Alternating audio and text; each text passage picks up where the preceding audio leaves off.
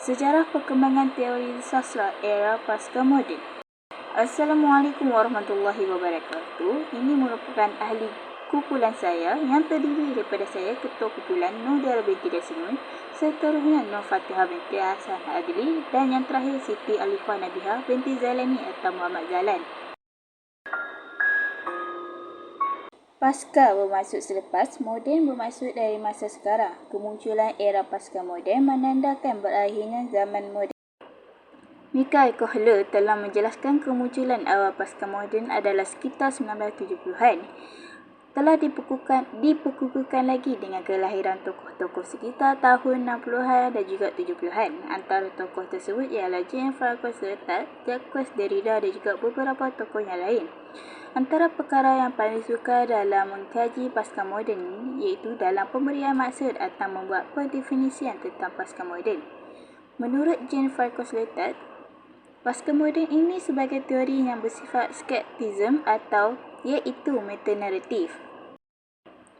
Seterusnya, pasca moden dapat dikatakan sebagai gerakan kebudayaan dan juga pemikiran yang berkembang secara bertentangan dengan pemikiran moden. Perubahan besar dalam ekonomi dan juga masyarakat telah menjadikan syarat objektif kelahiran pasca modernisme. Mood zaman pada waktu itu ialah ketidakpercayaan dengan janji-janji modernisme, lantas lahirlah dekonstruksisme dan juga nihilisme. Yang pertama ialah teori psikoanalisis Lacan. Jacques Lacan menghasilkan teori beliau dengan menggabungkan teori psikoanalisis yang dicipta oleh Sigmund Freud dan teori strukturalisme yang diasaskan oleh Ferdinand de Saussure. Dengan gabungan unsur bawah sedar yang dihasilkan oleh Freud dan struktur dalam bahasa oleh Saussure, Lacan telah menghasilkan atau mengasaskan teori beliau melalui satu gagasan, iaitu gagasan unconscious structure like a language atau bawah sedar, terstruktur seperti sebuah bahasa. Melalui gagasan ini, Lacan membawa pandangan bahawa kita sebenarnya boleh mendampingi, menganalisis dan mencari makna kepada bawah sedar kerana ia mempunyai sistem terstruktur dan tersusun seperti bahasa. Unsur bawah sedar itu juga merupakan manifestasi bahasa.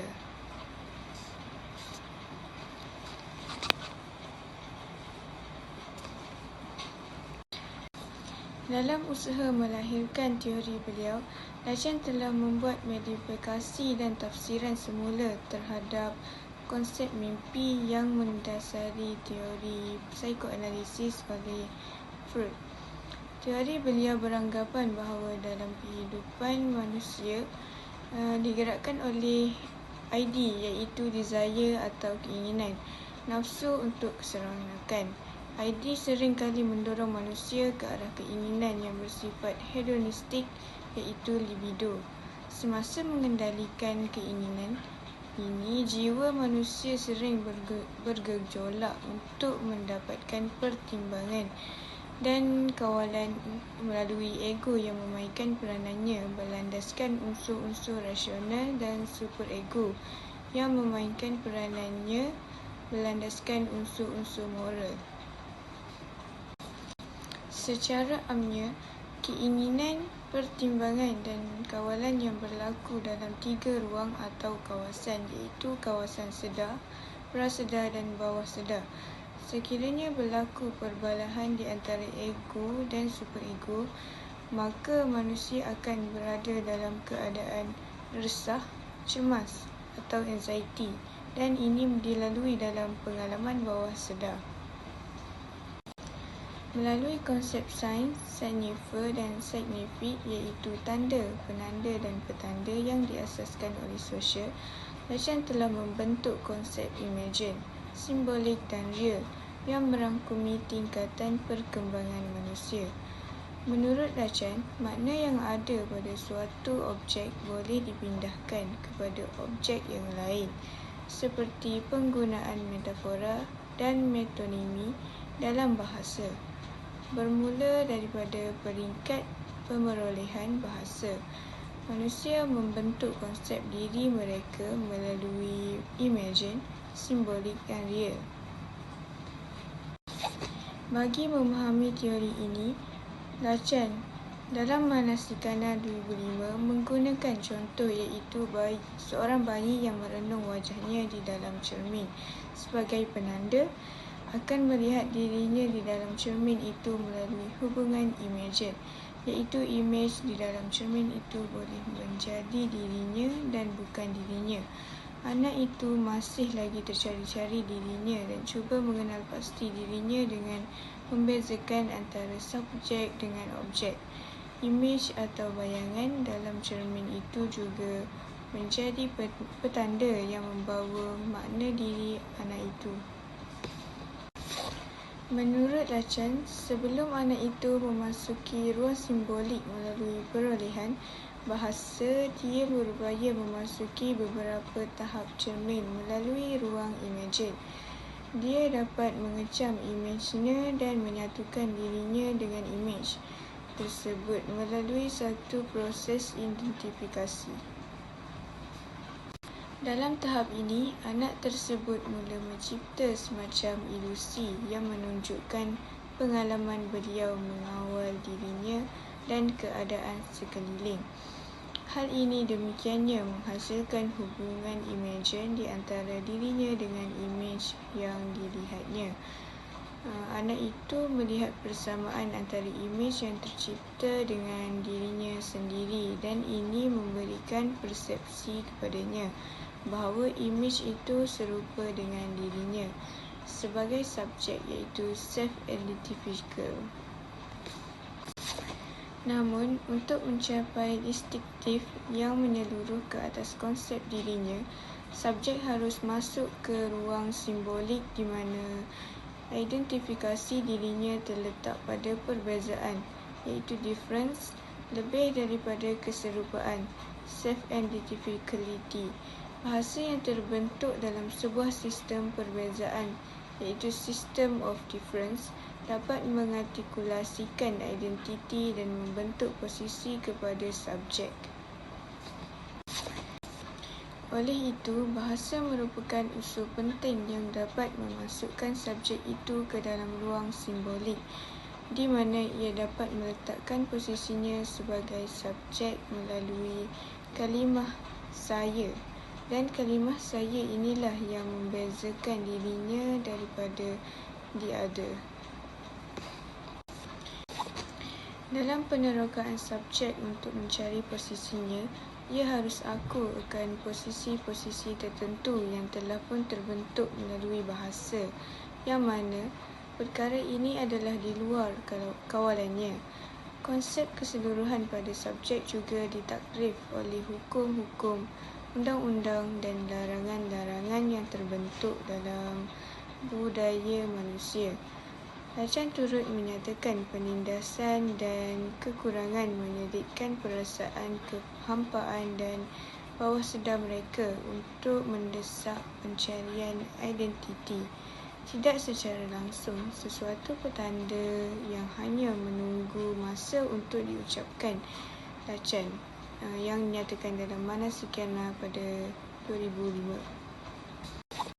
Simbol ini suatu fasa yang penuh dengan tanda-tanda. Susunan simbolis dimasuki mengikut jalur perkembangan bahasa kanak-kanak.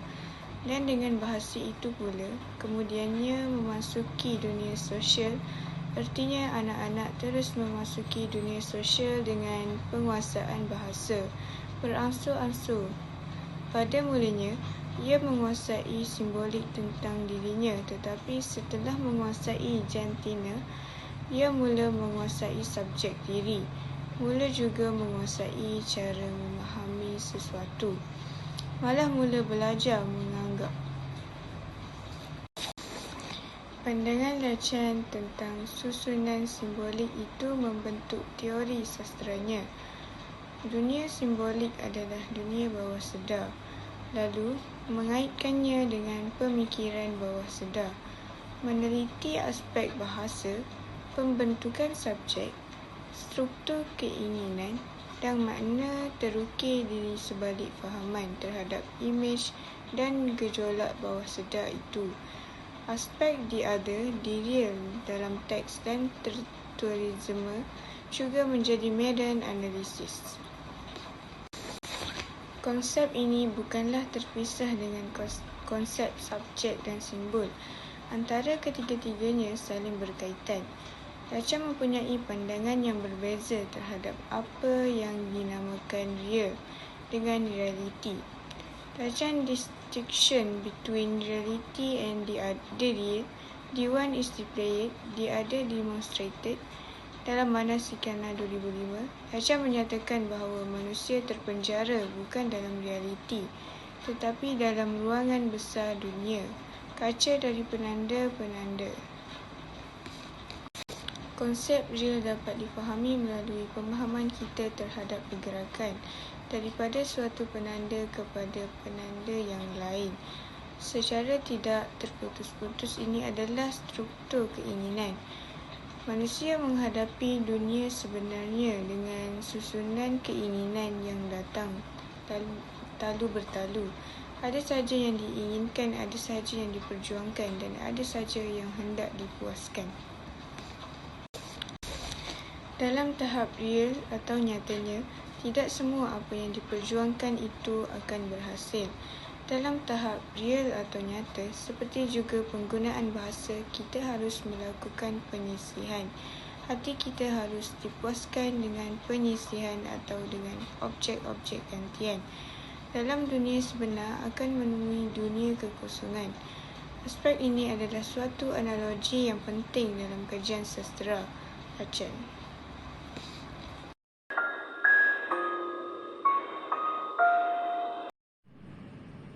Teori intertekstualiti merupakan teori yang melihat kehadiran teks-teks yang lain dalam sesebuah karya dan juga teori ini sering dikaitkan dengan paskamodernisme. Teori ini merupakan hasil daripada garapan awal Ferdinand de Saussure yang merupakan ahli linguistik daripada Switzerland. Seterusnya, beliau juga membincangkan perbezaan sistem tanda yang terkandung dalam himpunan kuliah Course in General Linguistics pada tahun 1915.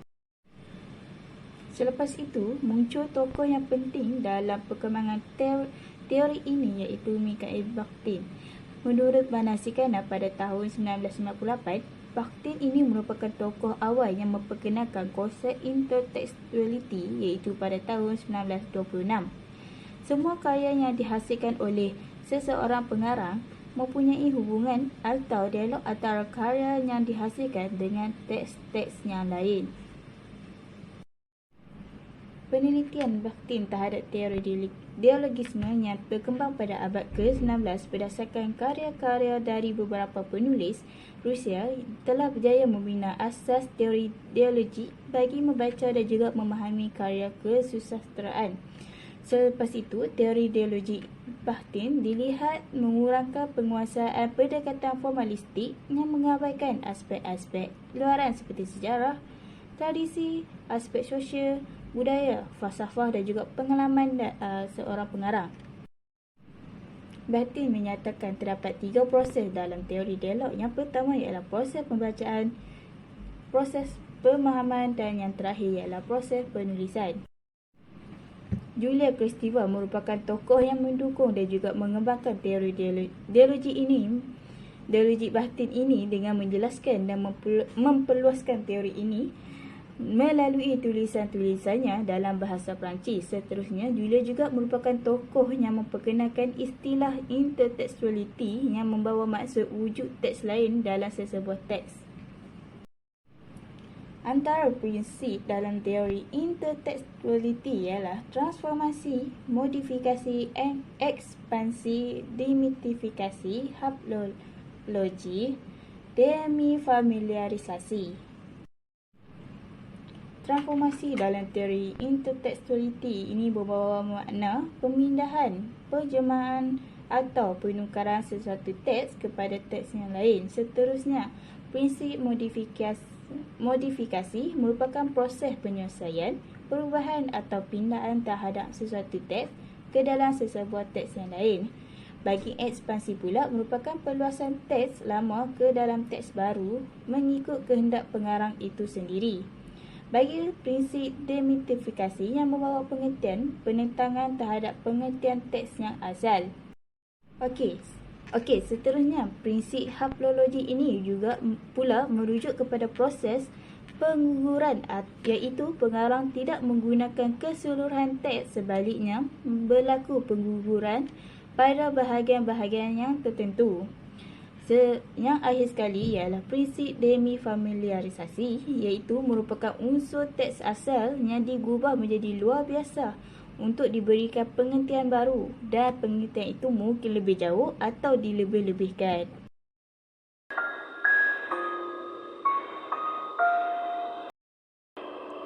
Teori pasca-kolonial bermula dengan idea yang dikemukakan oleh Edward Said pada tahun 1978 menerusi sebuah tulisannya yang berjudul Orientalisme. Antara tokoh-tokoh sebelum Edward Said iaitu Rian Steinman dalam konsep dekolonisasinya, iaitu teori ini berkait rapat dengan penulisan dan juga analisis teks sastra di negara jajahan barat.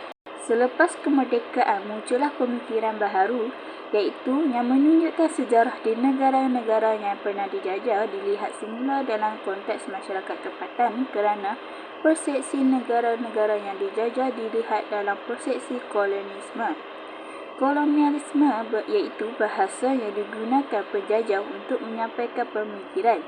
Seterusnya, kritikan berdasarkan teori postkolonialisme menggadaikan bahawa tema dan juga persoalan dalam sebuah teks adalah overlapping. Analisis dan juga kritikan terhadap teks kesusastraan menggunakan teori ini dan mempunyai perspektif dan juga kesan yang berbeza. Jelaslah kemunculan teori telah menyediakan kaedah untuk faham fenomena yang ditulis oleh penulis di negara yang pernah dijajah, seperti membuka lembaran baru, kesusastraan pasca moden makin menarik dan juga mencabar, dan seterusnya mencetus arus perdana alaf 21. Seterusnya, beberapa istilah telah diperkenalkan daripada buku-buku berkenaan yang mencorakkan perkembangan teori itu kemudiannya. Antara istilah-istilah yang penting ialah diaspora, mimikri, kesedaran berganda, hibridity, ambivalent, other, dan secretity.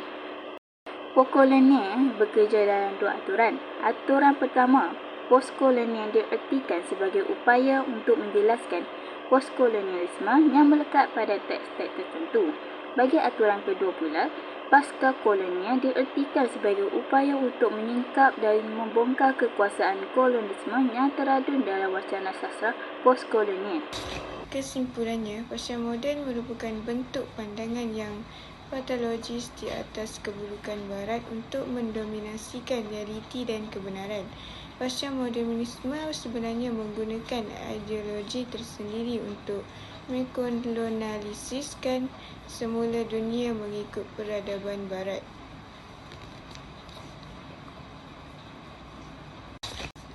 Manusia tidak lebih dari jasad yang tidak mempunyai apa-apa isi. Tiada pegangan, agama, pendirian, masyarakat dan kuasa untuk menjadi subjek kepada teknologi dan pasaran global. Oleh itu, boleh dikatakan bahawa era pasca moden adalah era yang penuh dengan cabaran bagi masyarakat. Sekian, terima kasih.